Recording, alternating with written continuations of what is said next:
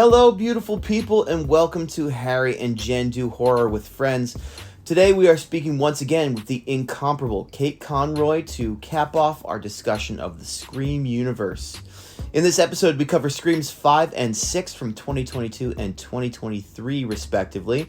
However, before we proceed, I want to mention that we did a little context episode on the OG Scream from 1996 last month, and if you haven't heard it, I highly recommend pausing here and hitting that up first. In that episode, we lay out a bunch of context and analysis that we reference in this episode. Worth checking out. Something I think worth mentioning about this episode, we did talk a bit about our feelings on the current status of the upcoming Scream 7, but we didn't really think to record what that status actually is. So to cover that base, here's a brief explanation. Following the release of Scream 6, stars Melissa Barrera and Jenna Ortega, who originally signed on for Scream 7, both left production. Barrera was fired for making pro-Palestine social media posts, and Ortega's departure has been a little less transparent. I felt the need to just give you that little tidbit before we get into it. We have a few other developments as well. If you want to follow our social, which posts teasers and behind-the-scenes content, hilarious horror memes, whatever, you can hit us up on Instagram and Facebook. And if you want to drop us a line to suggest movies, start up conversation, or just say hi, you can find us at harryandjenpodcast@gmail.com. Links to all of that are in the show notes. Y'all, we have so many exciting movies on the docket this year. Up next, we have Stop Motion, this really weird, dark descent into madness that blends live action and stop motion animation. Later on, we're hitting Late Night with the Devil, the new Nosferatu, Immaculate with Sydney Sweeney, and more. If those movies are interesting to you, think about hitting that follow button. We'd love to have you along for the ride. Lastly, I once again want to say that if you are liking what we do, please take a moment and give a quick rating or review on the streaming platform of your choice. Not only does it help us to reach new audiences, but we genuinely like seeing what you think and improving what we do. This project is still super new. We've only been at it since the fall, and we are really enjoying turning it into something a little bit bigger. All right, that's it. Let's talk about Screams 5 and 6. The movies make an implicit claim that they, unlike others, carry the torch in the imposter-laden, money-grabbing, sequel-obsessed film climate of the 21st century. And my question to you both is, do we buy that? Say it again. So...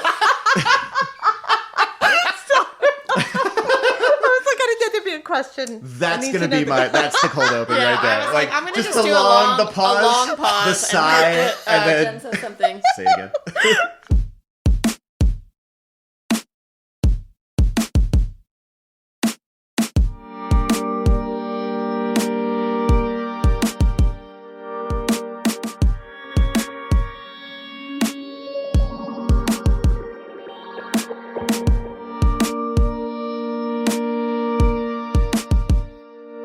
Hi everyone, I'm Jen Lightfoot and I'm an artist and tattoo artist and I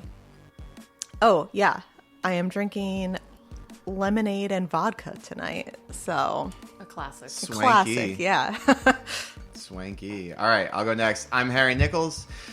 I am a singer-songwriter and English teacher, and something interesting about me today is I've listened through the first 7 songs of the new Taylor Swift album. Oh. So, Are you a Swiftie? I'm not like a hardcore Swiftie. I'm not one of the religious practitioners of Taylor Swift, like many people are, but I think it's decent. I'm all right. I'm good with it. Yeah. Mm-hmm. All right, I'm going to jump on because I also listened to the album today. Nice. A couple times through, and it's growing on me, as they all do. My name is Kate Conroy. I am the owner of The Rhine House, a nice little tavern with drinks priced to move. I'm also a golfer, a mother, a singer. I know, I just want to do like what I do for my, job, but it is a really fun job to have. And I'm drinking tequila on the rocks. And I'm not a Swiftie, but I do really enjoy Taylor Swift. Right? I really feel like every now and then, I don't love every song of hers. This is now a Taylor Swift podcast. Yes! I don't love every song of hers, but I do think she can make catchy music. Every now and then she comes out with one that's just a real banger. Yeah, she's a great songwriter. I Yeah. don't know. We always talk about how she changes the economies of cities or she plays, which is kind of baller. That's you know? wild, yeah. She's a woman. She's a, badass woman in the world. Absolutely. So, yeah, we'll give it to her. So, are we going to talk about scary movies? Or are we just Do going to it. talk about Taylor Swift all fucking night? Well, I hope we come back to Taylor, but yeah, let's get into Scream. Yeah, so we are talking about Scream 5, right? But it's Yeah. just called Scream. Yeah. And Scream 6, 2022 and 2023. Before we do summary, can I put anybody on the spot to try to encapsulate what happens in the Scream universe between Scream 96, which we talked about last time, and this episode, which is the two most recent installments. So it's like 3 movies. I feel like it should be Kate. Well, I don't actually know because I never have seen the other ones. I know. And I recently just said to Casey, someone I watch a lot of horror movies with, that like, where I feel like I've seen like clips of Stab being shown in the movie theater and Right. people reacting to it and Stab being really campy and this thing. Like, it's in my memory, but I don't remember the movie I saw it in. And was that in like 2 or 3 or 4? Right. It Right. is, So I've yeah. seen some of it, but not like Got I you. can't give any context to that. Yeah. Yeah, I mean, Jen, do you have any things you want to contribute? What do you... So you're basically saying like where the first one led up to the 5th Yeah, one? no, I don't need like a blow by blow. I don't need a blow by blow of like plot points, but like just what are the broad strokes? Like what should we note has happened in this universe? Okay, well, Gail wrote a book yep. Gail based and on the original, right? Killings, yep. Yeah. Oh, so the movie, so Stab came out. Like the Yeah, movie, yeah, that's Right, true. so I feel yeah, like we Stab should- came out. That's yeah. the big thing. Yeah. Is that like there was a movie, the book written about the killings, and then a movie made from the book about the killings. So everybody knows it's about it. fandom now. Yes. It's like fan, Right, Yeah. whatever, out in the Absolutely. interwebs. Yeah, I think that's a really important thing to note, right? That now like the events of the first movie have been like turned into its own version of itself in this metafictional world, right? Where we have the Stab movies and there's a huge cult following for the Stab movies, and everything that the new killers do is like about what happens in the Stab movies, it seems like. Some of them anyway. It feels like they're only working off of the Stab movies. Yeah. They're not. They're working off of Because they're making a sequel to the Stab Stab movies. in reality. Yeah. Yeah. What do you all like the concept of the Stab movies? Like, just like as an idea? Yeah, I do. I do, I too. mean, I don't like that it's like very campy. Well, but I feel like Interpretation. camp is part of it. It though. is. It It's has like- to yeah. be. It has to be more campy than Scream. So it's like super over the top. Right. So yeah, I like it. Yeah. Yeah. It tracks for how we do things in our real world. Yeah. And it's meta. Yeah. It is meta. It's well, I feel like I guess that's my observation on like the franchise as a whole. It feels, and I think I said this last time, but like it feels like every subsequent movie tries to kind of like out meta the previous ones. Yeah. in For some better ways. or for worse. And like, do we like that or do we not like Well, that? I want to You talk know? about the for worse because my initial reaction is I think they do a really good job out meta-ing each other and Yeah. leaving some surprises in there. Right. Where They- you're like, okay, I know what's going to happen, but I'm still like a little bit shocked. Right. I think they do, but I think that because now they're on 6, they're starting to run out of ideas as to how to make it meta. So like they've turned, oh my God, this is going to turn into like fucking critique already. Before we get into that, Yeah. I'm wondering, like, so I wanted to just like state what I've listed here on my outline as my key complaint, but I think I want to just call it. I want to call it my key observation. Okay, my key I observation. like key complaint. Yeah. It's not a I complaint. wish I had a key complaint. It's an observation about the Scream movies, which is that Scream 2... So Scream, as I gave a long and very boring explanation of my whole analysis of Scream Not boring. 96, I think is like It's a not movie that's boring, about no. like youth culture. Thank you. It's a movie that I think is about like youth culture and misogyny, and I think that's really cool. And they use metafiction as a way to deliver that theme. Screams 2 through 4 I think are just kind of about the Scream movies. You know what I mean? Like, it leaves the, like those other topics kind of out of it. And, like, there's just this increased focus on, like, the Stab movies and the universe that they've created. Yeah, less on, like, the actual world in right. Like, we're living and watching the film. Right, exactly. Yeah. Like, the first one had a mix. It was like they had watched these horror movies and they got these things. However, they also had a personal connection to the characters that they were killing, right? Like, this person actually wronged me in real life. I'm going to use horror movie, stuff to, counteract that. Totally. And this is, like, totally all Stab. No relation to these people. Right. Well, kind of. Well, not, but no relation to, like, no relation us to as us, the viewer. right? Us, in the real world, right? Yeah. And to be perfectly, like, to be super fair, I think Scream, I want to call it Stab. Scream 2 makes some attempts to connect to the real world, but gets very muddy. It, like, doesn't, it's like doing stuff with, like, antiquity, and, like, there's, like, they perform a Greek tragedy in the middle of it. I don't It's, like, remember really weird. But, like, also, it's like, what the fuck are you talking about, Wes? You know what I mean? By the end of it, I didn't get it. But then, like, beyond that, there's just an increased leaning in on those metafictional elements, making more and more of a deal about the fact that we're talking about scary movies and we're talking about the Scream universe. And I really think that Screams, like, 3 and 4, though I was entertained by 4, are basically just, like, fan service. Yes. You know what I mean? Yeah, 100%. So... Which one is Jay and Silent Bob in?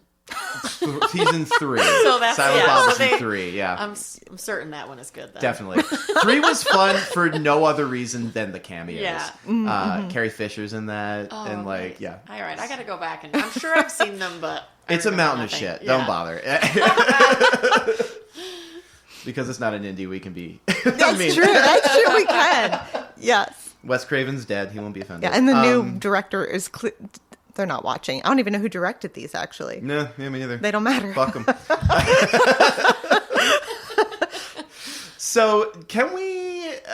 I'm going to make Kate summarize. Can you summarize Scream 5? So, if you want to do 5 and 6, if you want to just do broad I can strokes. try. I'm going to try to do broad strokes. Okay, If cool. I start to unravel, just give me like a wink, and I'll be like, okay. We'll give you the high sign. So, Scream 5, it's 25 years after the Scream, initial Scream. Ghostface is back. They, she, they are attacking a group of teens that we come to sort of find out throughout the movie. They all have a relation in some way to the original people that were killed. Yeah. And then, the final girls, the final 4, the core 4, make it through the end, and Scream 6 is essentially the same the same plot, basically. Like, another Ghostface situation comes back. This time it's because in Scream 5, one of the Ghostfaces was murdered. His family comes back to avenge and to, I guess, honor his love of the Stab movies. Right. Yeah. And the core 4, remain. So what analytical thought? Do we have any analytical thoughts about this movie, or are we just like, this movie is Scream fucking 5? You know what I mean? Are we doing I have 5 some and 6 thoughts. together? We're talking 5 and 6 together. Okay, yes, so. okay, yeah. I will say there's some things I liked. I think, thinking back about your analysis of, like, Scream 1, I think there's a lot more empowerment vibes in this one, like, doubling down, which is kind of nice. They're armed with guns. They're ready to go. Like, the females are like, we're not taking any shit. You mean Gail and I think Sydney? I think all of them really. They Yeah. feel, all of the female characters feel more informed, more aware, more self assured, Totally. and more like prepared. Yeah. So I don't know. It feels a little bit like a throwaway to say empowerment, but like it does feel like it has so much more of that than the first one was sort of phoning that in a little, but I think this one is like, oh, we better focus on female empowerment, like mental health, and these kind of things. I like that. I think that's super legit, and that's even Tara seems like more like in that first scene, she has to tell the killer what elevated horror is, right? Like she has to like Right. Oh, actually yeah. teach the killer a little bit about what has happened in horror I since love Scream that. 4. Yeah. You know, which is really cool actually, and Right. as an aspect of this that I like. So I love that take. Okay. I think that's really cool. No, I like that. Yeah, what are you thinking? You actually touched on it with mental illness, which is the stuff that I had like kind of like taken notes on. I felt like the movies were trying to, both of them, kind of say that like mental illness is genetic. Like, so like with Sam, it was her dad, Billy, and then Billy's mom as well. And then the other family, which I don't remember any of their names. There was the cop guy, and then his like daughter and his son, and then Richie. Yeah. So I feel like they're trying to do something with that. I don't know how much they're saying about it, Right. but I feel like, and there's a couple other things in there that they like quote about family, like they kind of call like the core 4 family at one point. Well, and they then mentioned therapy a bunch. They mentioned She's therapy. in therapy, yeah. and they do, I forget who says it because I didn't write it down, but someone says we're a team, actually we're a family. It's one of the core 4 Yep. people.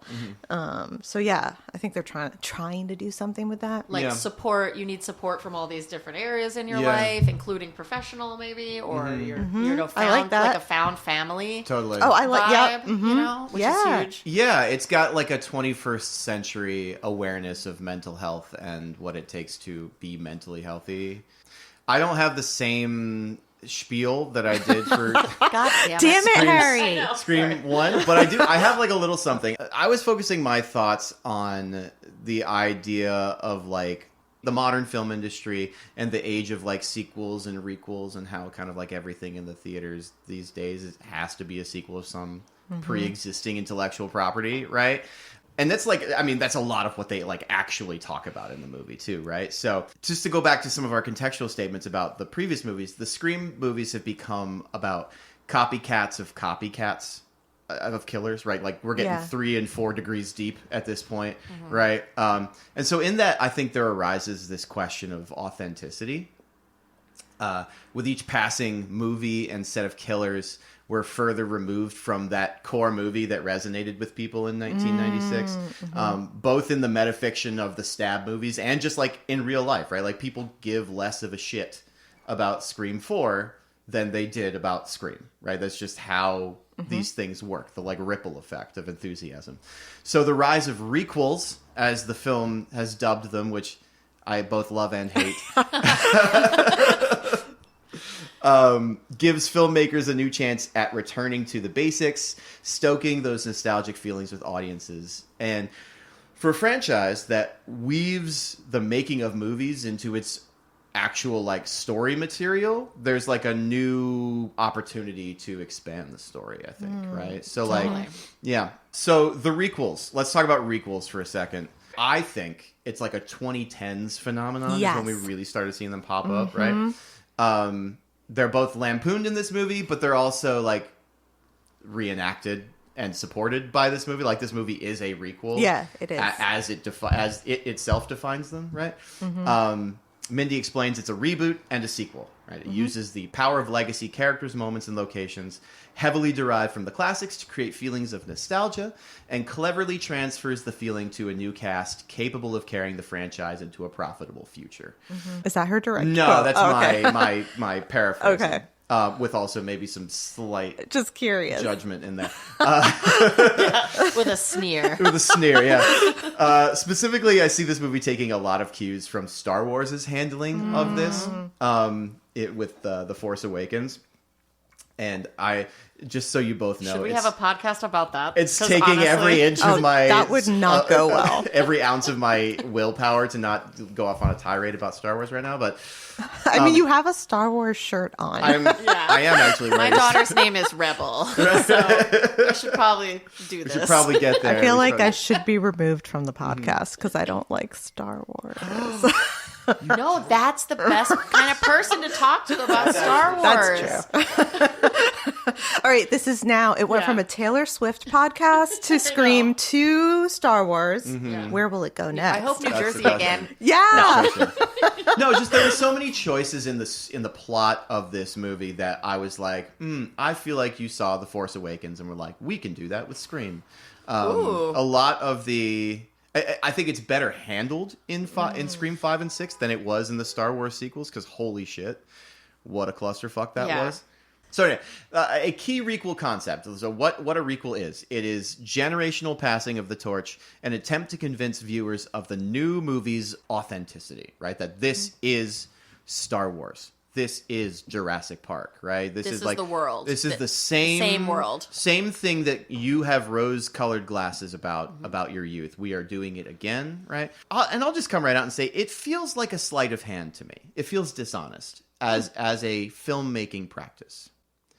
How come? Tell me more. Just the idea of like manipulating moviegoers' nostalgic feelings while at the same time presenting us with a new cast in an attempt to have that new cast stimulate those feelings going forward for people. And almost like we will get rid of the older cast as we go along. And they will get rid of it because they they're will. going to die. They're going to, this is where we're at with this franchise. But So- See, Yeah. I kind of disagree. Like, I don't think that it's for us. Yeah, I agree. think it's for younger people. So it's younger people in the film speaking to people in their same cohort, like in their 20s now, who have probably never seen a movie from 1996. And then maybe they will now go back and watch, some. But like, I think it's a little bit for us because we know Scream and we're probably going to check it out. Right. Yep. No matter what. But I think it's to snare a new audience, which I think is necessary. I for a agree that a new franchise. audience is in there, but I think that we can't. I feel like new audience doesn't have reason to believe in the authenticity of the new movies if the older generation isn't vouching for it. Gotcha. If that makes any sense. Right. Like, yeah, that totally makes sense. Right? And they Like- might not care as much. They Like, might not care. And they might not. And like the new audience probably doesn't care. And then the powers that be probably don't care if the new audience cares. Because Yes. Right. Yeah. And in that regard, you're right. It's a little bit like a little chintzy to just sort of prey on those things. And I mean, it's not like a great crime I'm talking Right. about here. I just like Put them in jail. They're all right. Round them up. That is kind of a reboot, right? Like What? a reboot is meant for the new generation. Well, but what I find uniquely like tricksy and a little bit sinister about a requel versus a reboot is that a reboot presents us with an entirely new That's cast and doesn't attempt in such a great way to make you feel nostalgic And about stuff. incorporate like older characters and like past narratives, I guess. Yeah, That's true. absolutely. I think that the movie is trying to convince us of its authenticity by giving us a story about the importance of parental guidance to a new generation of viewers. That opening scene, Jenna Ortega, aka Tara, is lured into the danger by the killer dangling like closeness to her mother in her face, right? Mom is an addict. She's away a lot. We learn these things. She desires parental guidance. So this is Tara, not the mom, obviously. Something that Sam, whether she likes it or not, actually has. She has parental guidance. And then Sam also becomes Tara's parental guidance You by mean the Billy? end of the movie. Huh? You mean I like- mean Billy, yeah. Oh, Yeah. I like that. I Tara didn't even here is a think about figure. that. Yeah, Tara's a figure, I think, for the new generations reaching the Scream films. And her desire for parental closeness is a desire, right? Because your parents, like, that's your source. That's the origin, right? That's authenticity. So, like, her desire to know more about her mom is about the younger generation wanting that authenticity. From there, I felt like the movie was setting up Sam and our killers on opposite ends of a spectrum of authenticity, right? In that first hospital scene, we learned that Billy Loomis has passed the killing urge on to Sam. The killing instinct is the very notion of authenticity, right? It is the impetus that began the entire franchise, right? And it runs in Sam's blood. in the metafiction, what I'm calling for these movies, because every single one of these goddamn movies has one of these, I'm calling it the metafictional dump scene. Oh, yeah. Yeah, they all do. Where a smart, brainy character is just like, here's what this movie's going to be. You know what I mean? Everybody sit down and listen. Right. Just shut up. Here's a monologue about metafiction. It's smart, goddammit. And this one is Mindy, which is the niece of the brainy one from the first. What is Randy? that character? Randy. That's it. And I actually kind of like her analysis in 6 about it's now a franchise, and everyone's like, huh, and it has different rules. Right. Kind of a good way to go. No, she's very savvy, and I think I just started. I'm getting into critique here. I gotta stop. I know. We'll get to critique. We'll get to critique. So she says the killer. Well, she doesn't say this, but it is figured out by the end of her speech that the killer is making a fan fiction. Right, that's what they say. So we're setting up either the very blood that begat the entire franchise versus a fan fiction. Right, it's a seething, angry fan bubbling to make a movie that suits their tastes. They're two people who enjoy the films from the outside and who seek to imitate it. So they're not an authentic part of it. There's no genuine connection to the original horror of the first Stab film. Their understanding of it is mitigated and muddled by their perception, interpretation, and nostalgia as outsiders, right? So the film that they're making is inauthentic, where, Sam is and Tara are part of the authentic experience. And although Sam resists the urge to kill for most of the movie, it proves useful in the film's climax, and the parental hand of authenticity is what allows her to survive, right? She has to give in to the urge to kill, that connection to the original.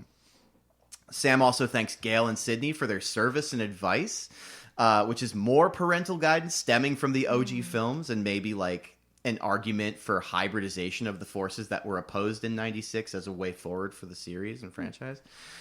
Both sides need to unite. I wrote unit.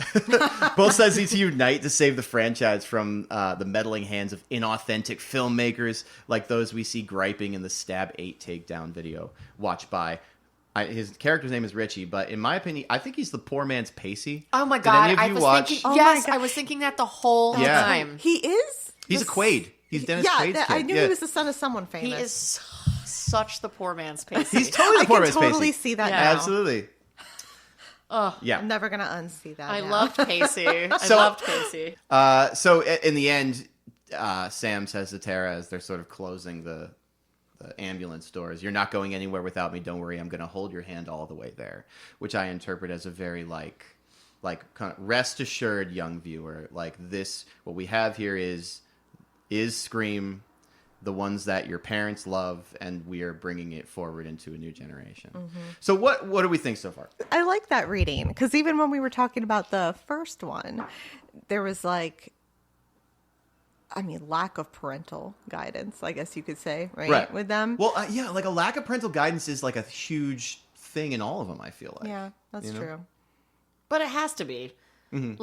It has to be like teens on their own figuring it out. Otherwise, you know what I mean? Nobody cares if mom can figure it out. That's true. Yeah. Yeah. Yeah, so I don't have as thorough an analysis of Scream 6, just how some of these ideas I think are carried into it, basically. Samantha has to carry her connection to the OG films into Scream 6, where it continues to protect her, right? That killing instinct again comes in handy. It enables to protect Tara against even more imitators, including the mobbed Halloween streets of New York City, in which basically everyone is wearing a ghost face mask, right? You remember that wanted scene? more of that. The imitators and the outsider fanatics continue as Scream 6's climax takes place in an unofficial museum of Stab memorabilia. We have in that scene the mixed embracing and rejection of idolatry that comes with a revered franchise in an attempt to make us think that this sequel actually has the honest goods, which again, the jury's still out on that for me, whether it actually does.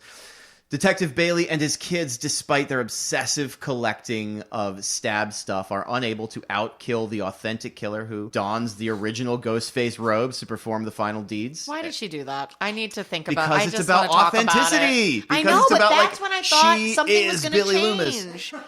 Like, the whole time I'm waiting to find out in 6 that she's really one of the killers somehow. It was gonna happen in 7. I think it was gonna happen. But why did she put... It's so bizarre that she put that on. Anyway. I guess it was maybe to lead us into 7, maybe. I think so. Yeah. Yeah. So, yeah. Yeah, like... It had to be, because otherwise it makes zero sense for the plot of 6. Sure.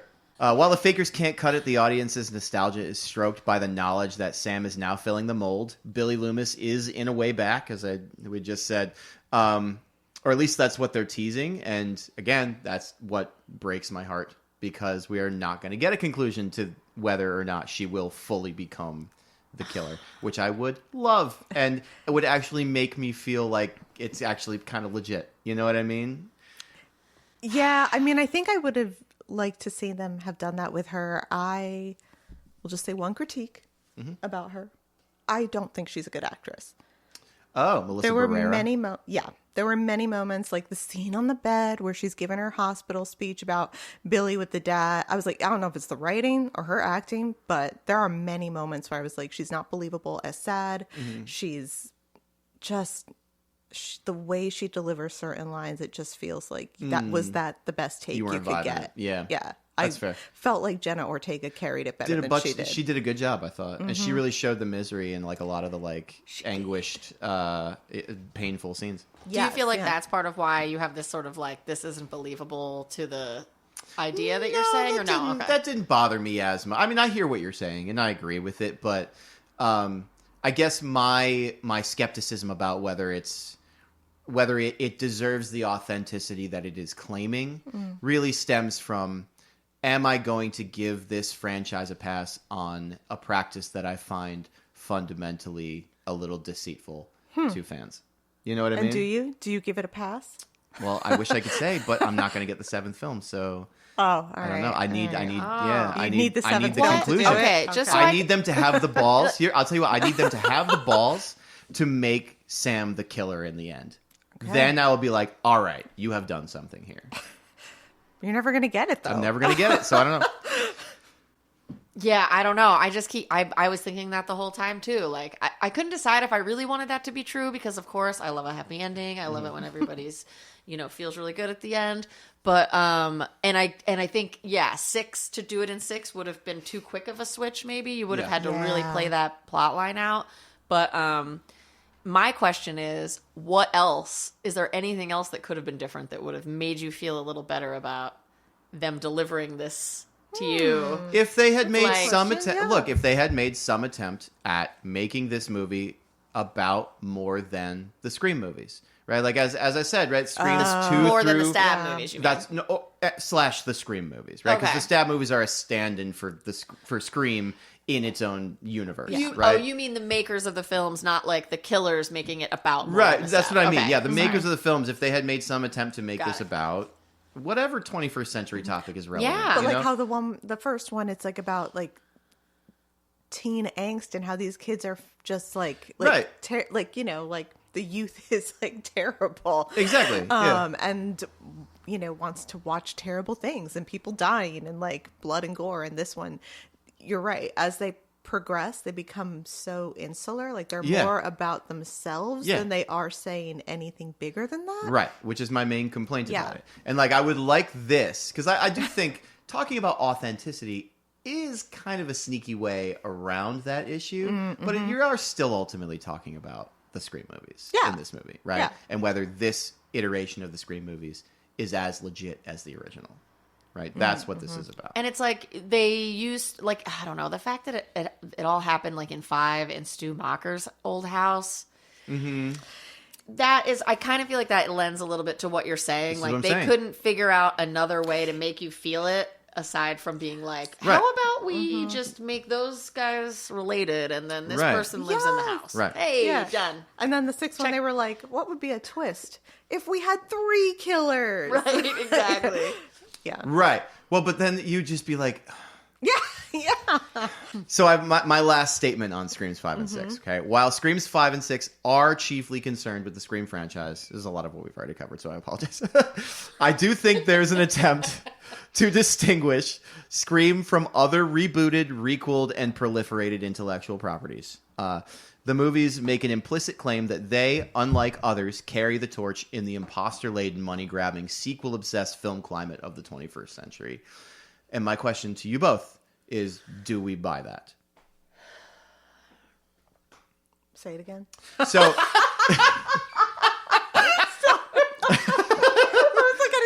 Question. That's gonna be that's the cold open right there. I was like, I'm gonna just do the long pause, the sigh, and then Jen says something. Say it again.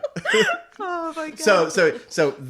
I think that the new Scream movies make the implicit claim. So they don't say it explicitly, but they're making an implicit claim that they, unlike other franchises that have been rebooted and stuff, carry the torch in the imposter-laden, money-grabbing, sequel-obsessed film climate of the 21st century. So like.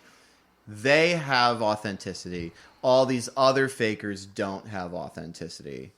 Not Jurassic Park, not Star Wars, not Indiana Jones, right? Like none of these other universes, basically. Yeah. Why do you think that Scream would feel like they're the only ones that have authenticity? Yeah, how are they? Yeah, that's because I think get. they're using the metafictional aspects that are unique to the Scream universe to kind of allegorically try to illustrate that for us. I feel like the meta thing has become like a crutch for them after a while. Like it's interesting, but I don't think it makes them better than any of the other ones. And I think that they would need to do something new and something that says something about our culture as we are today in order for them to be above any of the others. Because I don't think that they are more authentic.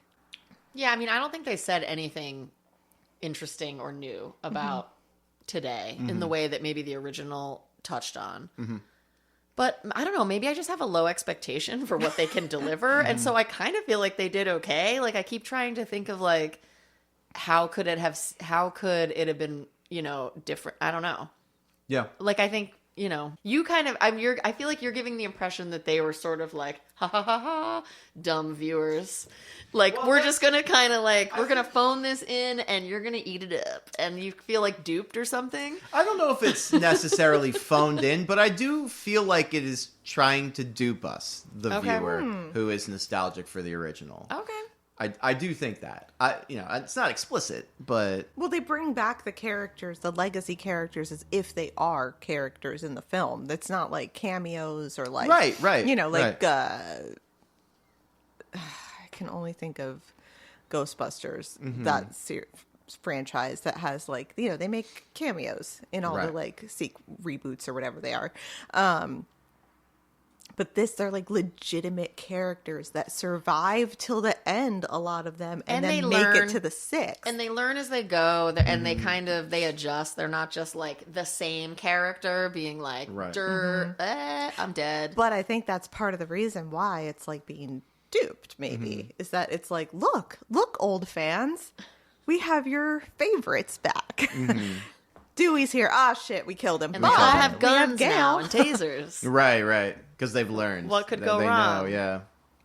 So that's it. That's my whole analysis. Man. Those are my thoughts. I wonder if seeing the whole franchise creates that a little bit more for you, whereas I may or may not have seen everything else, but I think if you just jump from one, like going from 1 to 5, it makes a lot of sense, and it's not muddied by any other ideas. Yeah, and I think that's intentional. And I think the reason that I decided to watch all 6 of the movies was because when I was researching this one before I watched, it said that there is something to be gained by watching all 6 of them, like these, for sure. Yeah, not that you need them to understand the movie by any stretch, but just that it gives you like a more complete picture of what's going on. And I do think that part of what led me to this topic was feeling like by Scream 4, this is just like it's just so routine and so disconnected from the original. Beside intentionally referencing the original, but that's very superficial. Should we hop into critique?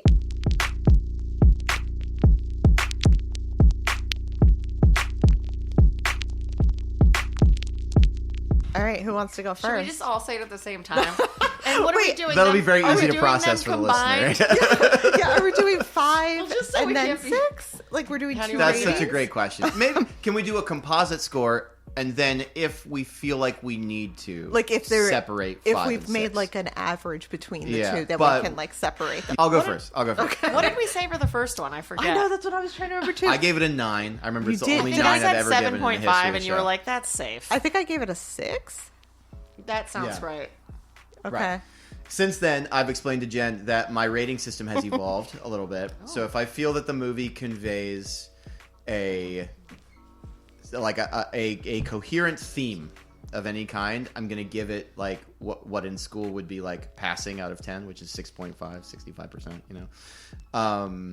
So I think that Wow. Oh wait, now Harry's doing that, but I'm not doing You that. don't have to do My that, brain yeah. can't function that way. So I'm just too much of a teacher to like because not. I'm like it's You're like a theme. 50-50. So you kind of have a baseline. Yeah. So I'm going to give the collection 5 and 6. Collectively, I'm going to give them 7. 5, I would give, honestly, like a 6.5. And 6, I would give a 7.5. So, like, it's really very little variation here. But, like, it's together, it's like a solid 7 for me. I just found I found 6 to be, like it's the scariest one for me, and so like I feel like it conveys a theme, and it's got the added bonus of like actually legitimately making me kind of afraid at times. I think that the scene in the subway was the most anxiety inducing scene in all of the Scream franchise. Like I found that to be really scary. I like some of the change. I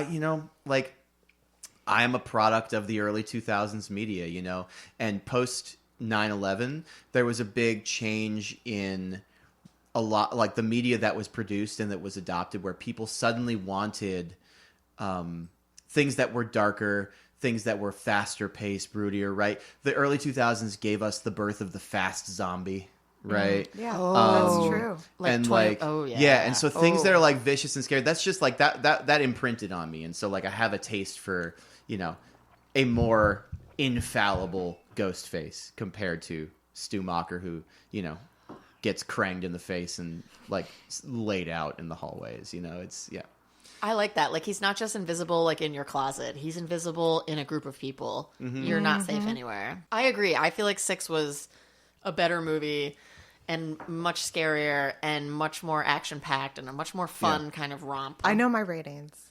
I'm gonna. Can I make one last addendum to my Yes, you thing? can. Which is just that I did feel like I was beginning to see it, and again, we will not get to see it played out, but I did feel like I was beginning to see several very satisfying arcs. Like, you had the arc of like Sam, thank you. You had the arc of Sam being protective of Tara and protecting her in her time of need, but then Tara breaking away from her in college and her really struggling to find that balance, right? You also had this Sam and the growing influence of Billy Loomis's disease, right? And I was intrigued with where those things were going. So I feel like I either gave the original Scream a 6 or a 7, and I can't remember which. So based off that, these two have to fall below that. So I'm sorry, why do they have to fall below well, that? because I didn't enjoy them as much, and Gotcha, they're not okay. as good as the first one. So they don't have to, but like But they will. they will. So I actually liked the 5th one better than the 6th. I thought the 6th one was a little bit all over the place for me. So I'm giving them a collective 4.5. And Wow, all right. Scream 5 gets a 5. I think it's a solid film. It's fun. And Scream 6 gets like, I'm going to give it a 4.5. So I don't know. That doesn't really average to a 5, like whatever I just said. Yeah, so go with ignore your gut, what I though. just said. Go with your gut. I'm making this up on the spot.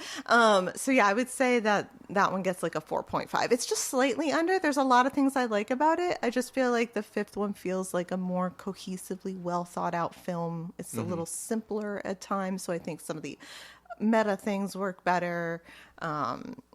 And again, I do think the sixth one could have done more with the city. I don't think it needed 3 killers. I think that like the one cop woman, Kirby, who I guess is a beloved character, I was like, Oh, I don't really care right. for her. I didn't know her either. Yeah. From I was like, I don't anything. remember She's her. not a beloved character. I think she makes her appearance in Scream 4. So Oh. it's like we got one movie of investment here. They were Right. like, we need someone else. Yeah. Just but because she yeah. said, "Hey, girl." Right, right. That's it. Listen, that's all you need. Hey, girl. But High I school, right? think the sixth one had that scene with the ladder between the windows. And I feel like that is like, I really enjoyed that scene. I really enjoyed the subway scene. So there are things that I really liked about it. I like Dylan McDermott. But yeah. Or sorry, Dermot Mulroney. Fuck.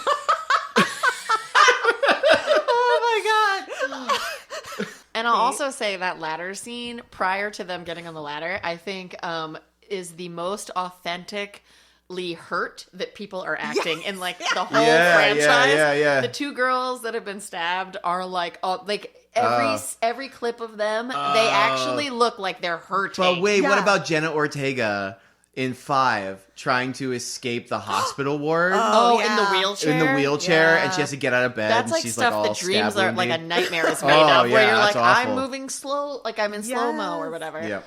Yeah.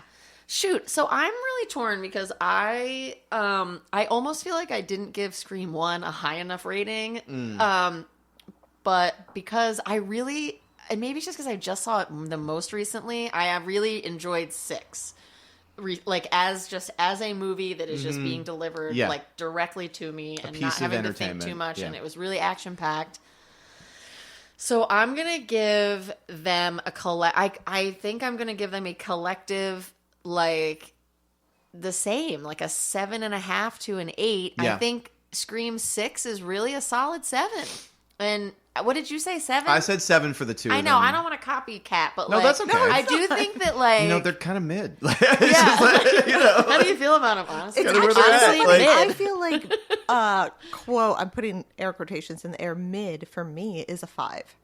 Right. So we just have different ratings. Yeah, we have systems, different Yeah. ratings. Which is fine. But We'll just so everyone out there I know, knows it this. is funny Right. because I actually can't imagine giving something a 10. Like if you were like, "What's a movie that's a 10?" I'd be like, "I don't know." I'm like, I feel a little like you're right. Like this, it kind of puts me on my heels a little because I enjoy the movies, but you're right. There's something that feels a little weird. I don't know. So yeah, I'd say a solid 7 for the 5 and 6 combined for the set. Yeah. for the set. Yeah. Cool. Nice. Like I'd probably never watch 5 again for any reason, but I would watch 6. Like if it was put on somewhere or someone was like, "Want to watch this?" I would be like, "Yeah, why not?" Because it's just fun. I genuinely was sad when Dewey dies. Yeah. I did feel for that. He died a hero's death. He did die a hero's death.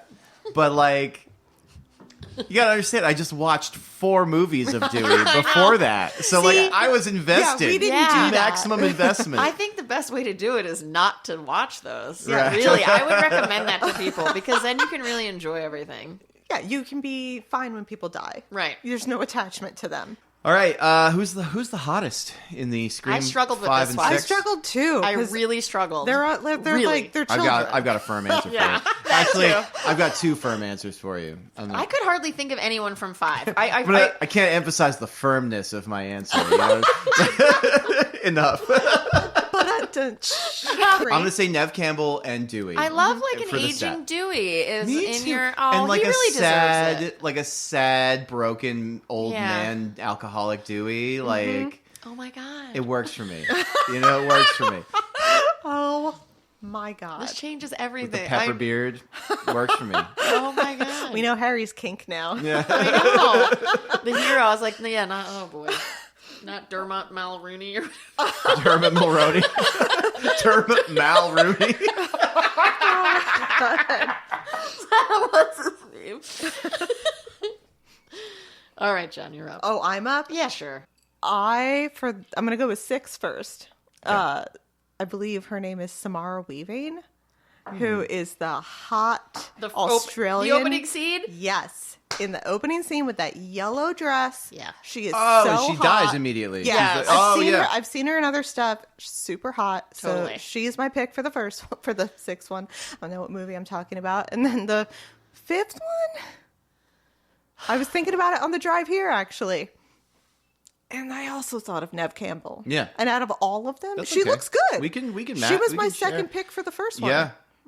I'm going to go with her. Yeah. All right, so I'm going to start with 6 too, because I also was going to pick Samara. Is that how you say it? I think. I think so. But then I was like, oh no, am I only into the opening scene vixen? Yo. That's fantastic. That may very well be a type for you. I know. Yeah. So I was like, all right, hold on, let me back it up. 6 was kind of easy because Hayden Panettiere is, I don't know if I'm saying that right, but Yeah. I've always loved her since, Heroes, of Is course. she Which one is is she she? the first one FBI. killed in 4? No, she's the FBI agent in Oh, 6. got you. But she is also in 4. Oh, was she? Yeah, oh, she's right. in 4, I didn't yeah. see it, and she's beloved or Yeah. not. I don't know. That's what someone said to me. Well, she's my pick. She's really she's my second pick for 6. If I don't want to pick the opening scene person again. And then I'm gonna go with for 5. I'm gonna go with Chad. Oh my God. I was like, which one's Chad? Oh my God. Oh, is That's that fantastic. the douchebag? It's the He's football not player guy. No, he's Oh, not a douchebag. I don't think he's too. I don't actually think he's. Who's think Chad? he's Mindy's douchey, brother, But right? then he Or no? is supposed to be the douchey character. Yeah, and he's like the love interest He's for Mindy's Tara brother. in the 6th one. He's Mindy's brother. Oh, in yeah, the fifth, in 5. And he blows it with that girl at the party Yes. by being like, I think you might be the killer. Yeah, exactly. That guy. Yeah, Okay, yeah, got you. Yeah. I like the funny guy. I actually, Yeah, sure. it didn't register for me in 5 that he was supposed to be the jockey douche, and then in 6 they kind of double down on that They a little, do, and yeah. they're like, oh, he is that that's Yeah. his stereotype. But Well, it's because I think in 2022 they're doing a little bit more flexibility with those stereotypes that we Yeah. identified. You can when be we a talked about that sensitive last douche. time. Yeah, yeah. Do we have other things that we want to say about it? So Jen and I invented a game with our last one called "Where's the Dick?" I was like, I really hope you bring this up in it. Yeah, So I don't think it's going to fit this film, and I don't think it does should. either. please tell me, The or I'm dick gonna doesn't be upset. fit this film. The dick was too big. The dick is too big. So where's the dick? How do we explain this game? I tend to when I give my analysis, I tend to for some reason give some kind of visual detail that I equate to a phallus of some kind. You may recall we were talking about Scream 96. I talked about Drew Barrymore fondling the knives. Yes, And you did. all of that. Yeah. Totally. And then we did a movie called Older Gods for our bonus episode where there was just the gigantic dick coming out of the sky. So you just Well, that's you kind find of on the the nose. metaphorical dick. I find the metaphorical I mean, a big dick so- coming out of the sky is not metaphorical. It though. wasn't actually a That dick, was a though. little That's bit true. on the. It was a monolith. It was Yeah. not a dick. That's when an you actual realize, dick. wait a minute, am I seeing this everywhere? So, I mean, if we don't have any dicks, I'll just delete this. But do we I feel like you should keep this in still. have any dicks? Maybe cut it. I don't think there my are new favorite any game. in this one. No, I don't think that's kind of the thing. Not to go crazy here, but that's kind of what I liked about 5 and 6 versus 1. Tell me. There was just so much less sexual innuendo that you Yeah. had to deal with. There Yeah. there wasn't a ton of sexual tension. Yeah. Not to say that I don't enjoy that in a film, but Yeah. it was for the sake of what? There was no damsel in distress. Yeah. It was women. I felt more women's empowerment. But- Even to the point where they're pulling Tara. The girlfriends are like, Tara, you don't need to go upstairs with that guy. And Right, you know? right. That's And she's true. like, yo, I get to choose if I want to do what I want to do. That's right. I think that's the dick. That guy. That guy is a dick. He's the But- phallic thing. He is. I get to choose if I want to have sex with a douchebag if I want. That's and such a good call. It is, Like- but I actually feel like that is a thing. I feel like I enjoyed some of the sexual aspect of the one in the 90s. Plus, Neve Campbell is our final girl in a way, and she has sex, and she still lives to the end. So it defies that that trope. I think that a lot of movies today eliminate sex in many ways, and I find that to be. I don't know. It's not interesting. I That's feel like true. it's why are we removing sex from things? It's are we afraid of it? a lot of people are. I don't know. I just feel like Totally. it could have had a little bit like Tara is actually annoyed that they're pulling her Right. away from going upstairs. That's what I liked about it. Like her being like, I know what I'm doing. I'm not like a helpless Yeah, no, it moron. is Like really this cool. guy Yeah. doesn't have control over me. I'm just like making a choice to have some Right. fun. But then like he's even got her Fireball in his and room. Chad almost kiss, but like not till the. I don't know. Like I feel like it's like I don't want to use the word like prudish, but it feels like it's like removed for a purpose for like a younger generation that wouldn't want those kinds of things in it. I don't know if that makes sense or not. Well, I think I can't. I do not have the qualifications to be making this assessment, but like I feel like a lot of times when sexual content is presented in film and television, it is like there is a real focus on like especially Female subjugation. especially sex between Sorry, men that's and women. not to interrupt. There's a real focus on female subjugation, and there's a question of the extent to which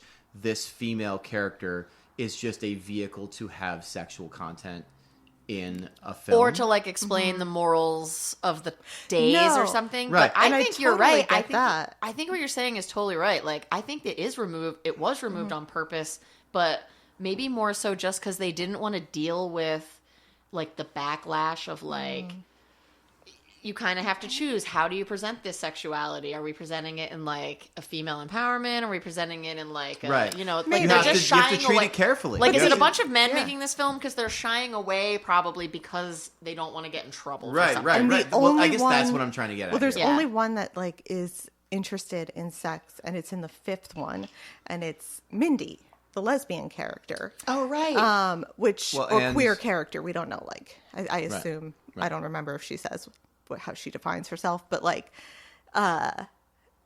you know, she's on the couch. She's like on the teenagers couch. would want to have sex, Right, Right. right. Which it doesn't need to be in and she's the kind movie. of but that like Lothario character where she's like, "Come here, baby." Yeah. You know, like Right. I'm She's kind of got that. gonna be the lead here. You know, Yeah. Well, not and- not to say that in a bad way, but like she's she's in charge. And what's that jockey character's name again? Chad? Chat. The jockey? The jockey one that you identified Oh, as the your- jockey. Chad, yes. Chad. Of course it's Were you Chad. thinking like a Or jockey, Brad. like riding Yes. a horse? What was Kind of. I was like, the along jockey? The line of what? Sorry. You know the jockey character. I know. I was like, wait. Ha! To my knowledge, there are no horses in the film. Right. No horses were harmed. But there's a moment where he's on the couch. The moment where he blows it. His girlfriend yeah. is like, "Let's go fuck." You know what I Oh, mean? yeah. Like, let's go. It's time. And he is the one who's like, "Let's put the brakes on this for a second." And that to me feels like such a like that's Was that was like an intentional Like an thing? intentional Like, let's thing have to the be like, dude It does say feel no. intentional. here's Yeah. an idea. Like the yeah, girls yeah. were Right. interested in sex, but then Right. they don't actually do anything in the sixth one to complicate that, because it actually feels like a little simplistic and like, oh, we don't want to offend anyone, so we'll have the women be interested in sex, but they won't actually have sex. Right. Right. Let's just Like- let everyone know that we're all interested, but we're not going to move. Right. Yeah. right. That's It's a good interesting. point. It's Yeah. interesting. All right. So the dick is it is cut off. The dick has been cut off. There's no dick. 2022. There's no There dick. is no dick. There There's is no dick. nothing. It's been severed.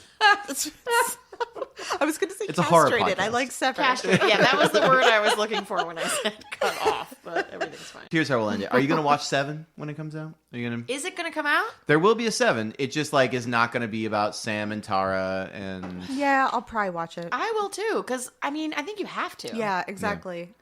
same. My investment is too great. Exactly. At this point to not. Even if to 100%. just be like, this is bullshit. Yeah. Like I need to watch it.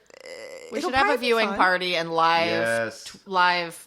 pod it. That live actually, cast it. that's a fabulous idea. It is a I don't fabulous know how Like to we could do that. Mystery Science Theater Yeah, I was 3000 thinking with that. it. Yeah. Yes. Ooh. All right. That's All right, it. put Kate. that in the bank. A whole new dimension for our All right, when it comes out, that's what's happening.